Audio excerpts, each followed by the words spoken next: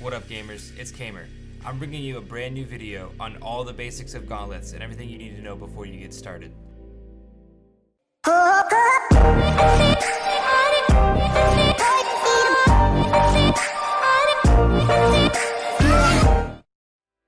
Alright, so if we take it from the top, gauntlets are your primary weapon in Spellbreak. There's 6 different elements: lightning, toxic or poison, stone, fire, frost, and wind. You can use a gauntlet on each arm, and your left or right mouse button is your primary attack with either your left or your right arm. The primary attack functions cost mana. You can see that blue bar above the health bar, that's your mana. If you deplete it all, you suffer a recharge penalty. This essentially silences you for 2 seconds. On top of your primary attack, each gauntlet has an ultimate, which is called a sorcery, that has its own cooldown unique to each element. The cooldowns for these sorceries start as soon as you equip the gauntlet, and obviously when you use the sorcery itself. We can talk more about the sorceries in a minute, but first I want to talk about the rarities of the gauntlets. Of course there's common, uncommon, rare, epic, and legendary like many other battle royales, and these are white, green, blue, purple, or orange respectively. Increased rarity means increased damage as well as increased style points. When it comes to the increased damage, there's one important thing that I wanted to note. A lot of the gauntlets increase in damage the most from common to uncommon. From uncommon to rare, rare to epic, epic to legendary, the increase in damage is about half as much. This may be important in the early game when you have a choice between the common gauntlet that you want and an uncommon gauntlet that's the wrong element. This damage increase from white to green is amplified further with the Frost and Lightning Gauntlet because these primary attacks have multipliers already within them.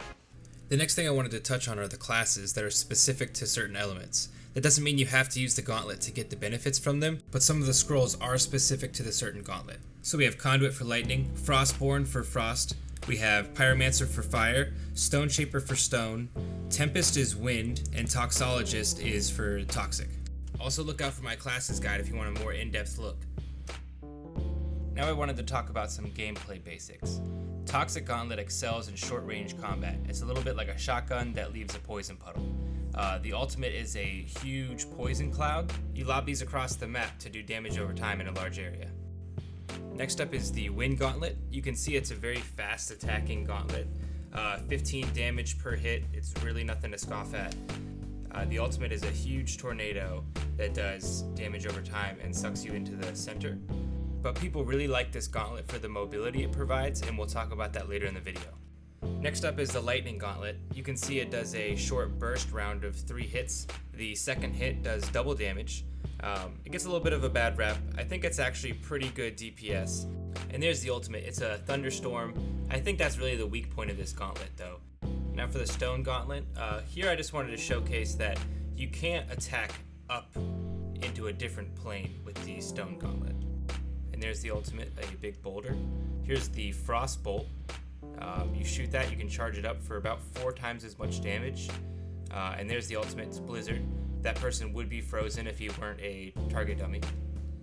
Here's the Fire Gauntlet.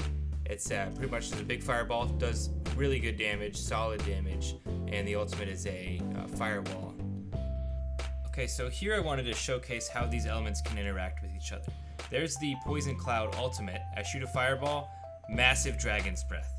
It's pretty insane, and that does extra damage per second. You remember it was 4 back in the beginning? 20 damage per second there. Plus it looks really cool.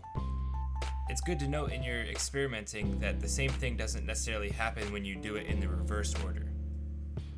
Okay, so here's one of my favorite gauntlets, the Ice Gauntlet, and that's because of this insane mobility you get while sprinting on the ice. You can really just non-stop sprint if you time it right. At the end of the ice path, just jump up and shoot another one. Now here's the thing about the Wind Gauntlet that makes it so popular. You can shoot a gust at your feet to shoot yourself straight up in the air. Now you can jump after you start casting it to give yourself a boost even further. Well, that's it for the basic gauntlet discussion. I hope you guys enjoyed the video. Please hit the subscribe button if you're looking for more content like this, and I hope to see you next time.